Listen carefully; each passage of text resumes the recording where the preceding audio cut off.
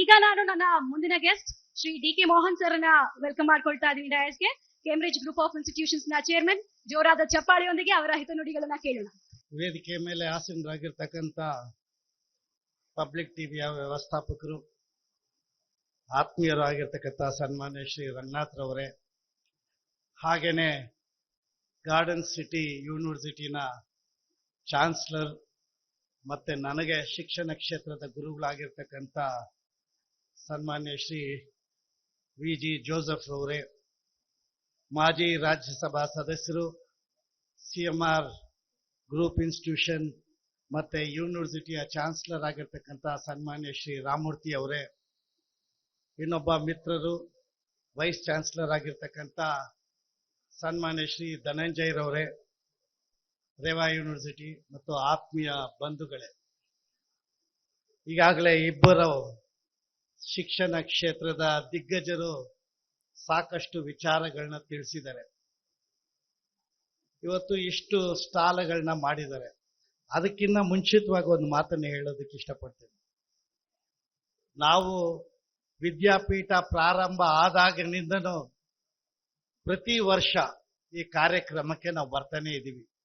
ಅದೇ ವೇದಿಕೆ, ಅದೇ ಸ್ಟಾಲ್ಗಳು.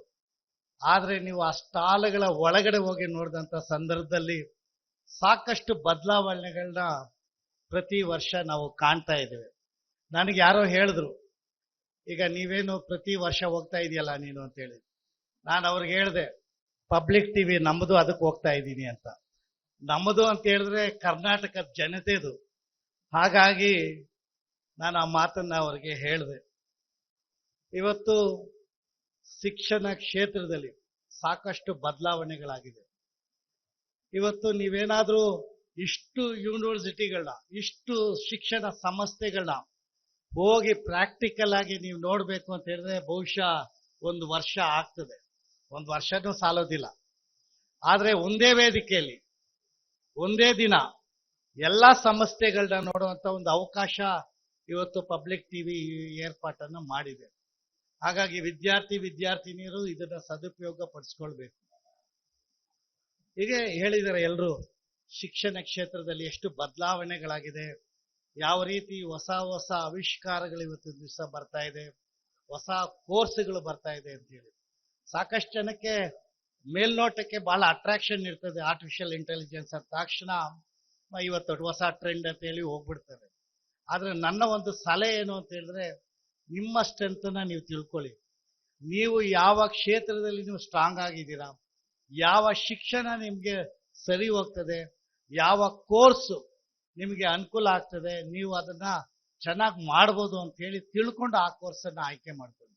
ಯಾಕೆಂತ ಹೇಳಿದ್ರೆ ಬರೀ ಒಂದೇ ಕೋರ್ಸ್ಗೆ ಯಾವುದು ಡಿಮ್ಯಾಂಡ್ ಅಂತ ಹೇಳಿಲ್ಲ. ಯಾವುದೇ ಒಂದು ಕೋರ್ಸ್ ಅಲ್ಲಿ ನೀವು ಅದರಲ್ಲಿ ಮಾಸ್ಟರ್ ಆದ್ರೆ ಅದಕ್ಕೆ ನಿಮಗೆ ಅವಕಾಶಗಳಿದೆ. ಯಾಕೆಂತ ಹೇಳಿದ್ರೆ ಆಪರ್ಚುನಿಟೀಸ್ ಆರ್ ಪ್ಲೆಂಟಿ. ನೀವು ಆಪರ್ಚುನಿಟೀಸ್ಗೆ ಲಿಮಿಟೇ ಇಲ್ಲ. ಇವತ್ತು ಶಿಕ್ಷಣ ಕ್ಷೇತ್ರದಲ್ಲಿ ಮುಂಚೆ ಯಾವ ರೀತಿ ಚಾಲೆಂಜಸ್ ಇತ್ತು ಅಂತ ಹೇಳಿದ್ರೆ ಇನ್ಫ್ರಾಸ್ಟ್ರಕ್ಚರ್ ಚಾಲೆಂಜಸ್ ಇತ್ತು. ಈಗ ಆ ಇನ್ಫ್ರಾಸ್ಟ್ರಕ್ಚರ್ ಯಾವ ಶಿಕ್ಷಣ ಸಂಸ್ಥೆಗೂ ಚಾಲೆಂಜಸ್ ಇಲ್ಲ. ಮತ್ತೆ ಅಕಾಡೆಮಿಕ್ ಯಾವ ರೀತಿ ಕೊಡಬೇಕು ಅಂತ ಹೇಳಿ ಹ್ಯೂಮನ್ ರಿಸೋರ್ಸ್ ಅನ್ನ ಚಾಲೆಂಜ್ ಇತ್ತು. ಇವತ್ತು ಅದೂ ಇಲ್ಲ. ಮತ್ತೆ ಒಂದು ಕಾಲ ಬಂತು ಎಂಪ್ಲಾಯ್ಮೆಂಟ್. ಇವಾಗ ಎಂಪ್ಲಾಯ್ ಆಗ್ತಾರ ಅಂತ ಹೇಳಿ. ಬಹುಶಃ ಮುಂದಿನ ದಿನಗಳಲ್ಲಿ ಅದು ಚಾಲೆಂಜ್ ಇಲ್ಲ.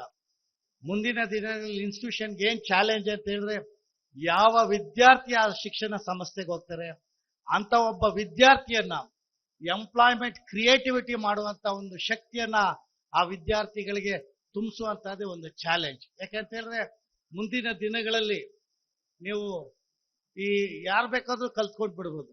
ಟೀಚರ್ ಅವಶ್ಯಕತೆನೇ ಇಲ್ಲ. ಈಗಿರ್ತಕ್ಕಂಥ ಒಂದು ಟೆಕ್ನಾಲಜಿಯಲ್ಲಿ ಯಾವ ಕೋರ್ಸ್ ಬೇಕಾದ್ರೂ ನೀವು ಶಾರ್ಟ್ ಟರ್ಮ್ ತಗೊಂಡು ಅದರಲ್ಲಿ ಮಾಸ್ಟರ್ ಆಗ್ಬಿಡ್ಬೋದು.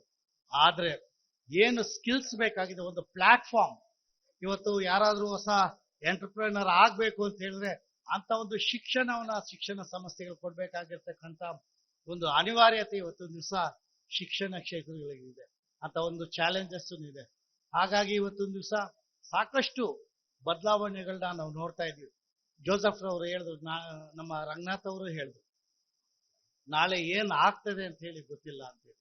ಹಾಗಾಗಿ ಇವತ್ತು ಶಿಕ್ಷಣ ಅಂತ ತಕ್ಷಣ ಬರೀ ಡಿಗ್ರಿ ಸರ್ಟಿಫಿಕೇಟ್ ಸಿಕ್ಬಿಟ್ಟಿದೆ, ಅಲ್ಲಿಗೆ ನಮ್ಮ ಶಿಕ್ಷಣ ಆಗೋಯ್ತು ಅನ್ನೋಂಥದ್ದಿಲ್ಲ. ಶಿಕ್ಷಣಕ್ಕೆ ಕೊನೆನೇ ಇಲ್ಲ. ಇನ್ನು ಮೇಲೆ ಯಾವಾಗ ಬೇಕಾದ್ರೂ ನೀವು ಸಂಸ್ಥೆಗಳಿಗೆ ಸೇರಿ ಅಪ್ಡೇಟ್ ಆಗ್ತಕ್ಕಂಥ ಒಂದು ವ್ಯವಸ್ಥೆ ಇವತ್ತೊಂದು ದಿವಸ ಆಗ್ತಾ ಇದೆ.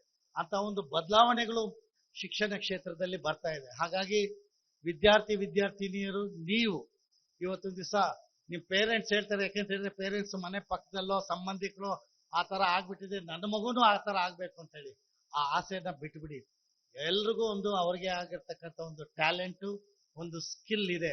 ಅದನ್ನ ನಾವು ನರಿಶ್ ಮಾಡ್ಬೇಕಾಗಿರ್ತಕ್ಕಂಥ ಒಂದು ಜವಾಬ್ದಾರಿ ಪೇರೆಂಟ್ಸ್ ಮೇಲೂ ಇದೆ, ಶಿಕ್ಷಣದ ಕ್ಷೇತ್ರದ ಮೇಲೂ ಇದೆ.